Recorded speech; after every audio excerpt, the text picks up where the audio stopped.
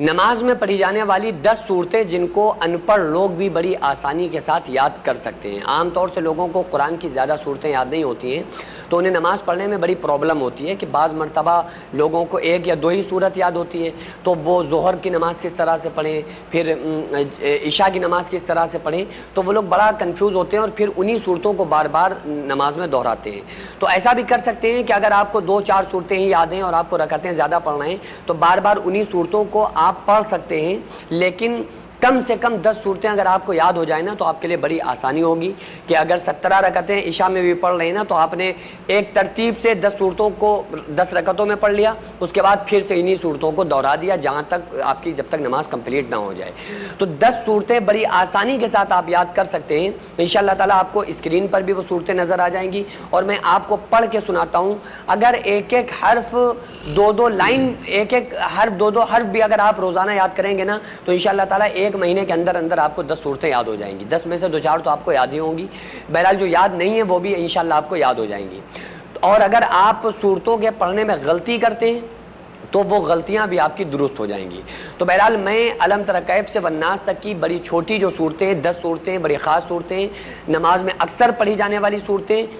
میں ان کو آپ کے سامنے پڑھتا ہوں۔ آپ کو اگر یہ صورتیں یاد ہیں تو آپ ان کو اچھے سے سنیں تاکہ اگر کوئی غلطی ہو تو وہ صحیح ہو جائے، درست ہو جائے، اور اگر آپ کو یاد نہیں ہے تو پھر آپ ان کو سنیں، بار بار سنیں۔ اگر اس کو آپ ریکارڈ کر کے رکھ بھی لیں گے نا، الگ آپ اس کو سیو کر کے ویڈیو کو رکھ لیں تو اور دن بھر میں 2 سے 3 مرتبہ ایک صورت کو روزانہ سنیں، انشاءاللہ تعالیٰ ہفتہ بھر نہیں لگے گا، آپ کو صورتیں یاد ہونا شروع ہو جائیں گی۔